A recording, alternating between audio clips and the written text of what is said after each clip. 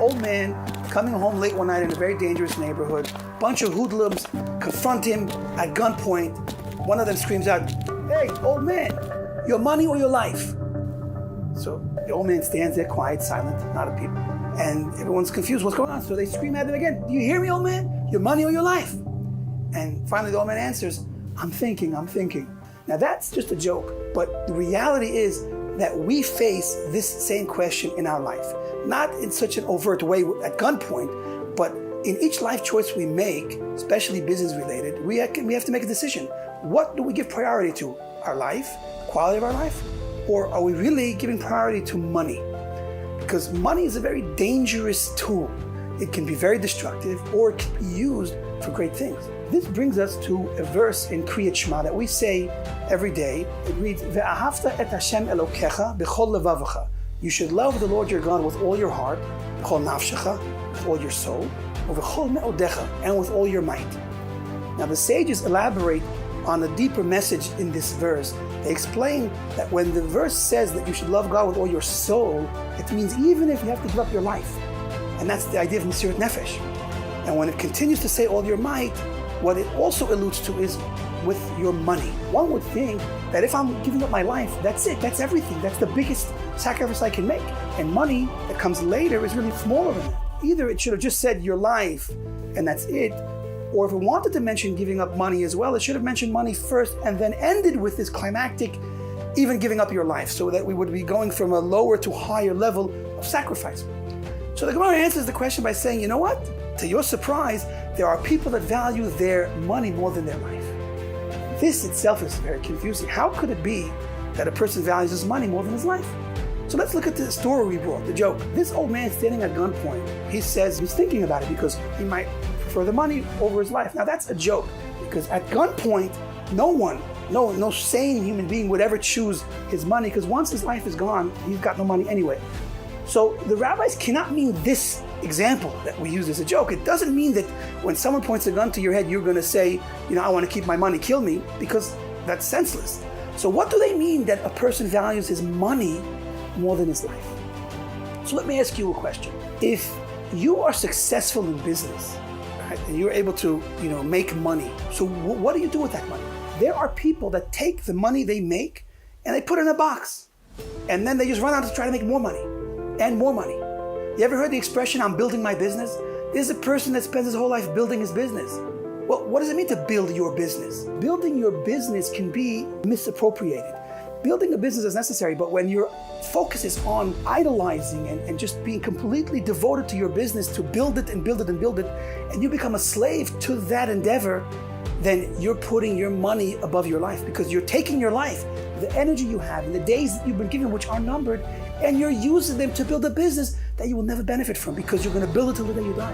And then not giving you the opportunity to benefit from that money is valuing that money more than your life, because it took your life and energy and time to make that money. And in the end, you become no better than a slave to money. So how do you become a free person and use the money for your life, putting your life before your money? Well, that's the healthy approach which the Torah prescribes for us, to have a fixed time for work and use that money, the result of your work, to service your life, to give you a better quality of life. There's another way we can appreciate the idea of giving up one's life for his money. Let's look at business ethics for a moment. If I'm going to compromise the law, Jewish law prescribes exactly what's right and wrong in the inter-dealings between people in business. If I'm going to compromise those laws, do things that are forbidden, essentially get my hands on money that's not rightfully mine, stolen money, I'm going to take from the person I'm dealing with in business what's not rightfully mine. So then I'm also compromising my life on a very big level. How so? Kabbalah teaches us that our business dealings are very exacting. When we're judged in heaven, we'll be judged for those business dealings. And if we took what's not ours, even if we didn't pay back a loan, we would have to come back into this world in a reincarnation to pay back that debt, to give back that debt. There are numerous stories brought by the Kabbalists about situations like this. There is a famous story from the Baal Shem Tov of a person that wrongfully took money from someone. He was forced to come back in a reincarnation to give back that money. And reincarnation is very difficult for the soul to have to go through this. And even if we don't come on to the idea of having to come back again, the simple result of stealing is it causes a blemish on your soul. So anytime we compromise our business ethics and truth and what's fair between our fellow person and ourselves in business, we are also compromising our life and putting, once again, our money before we put our life.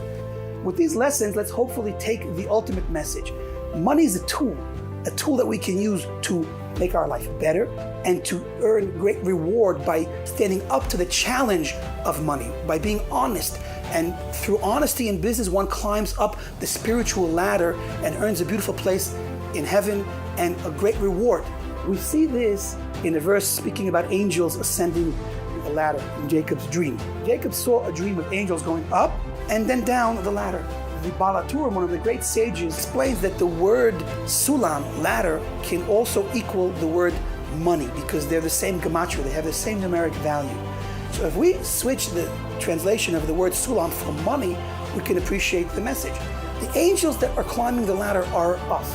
When we use our money right, we climb this spiritual ladder. And when we use the money wrong, we go down this spiritual ladder. So ultimately, it all depends on what we do with the opportunities Hashem puts in front of us.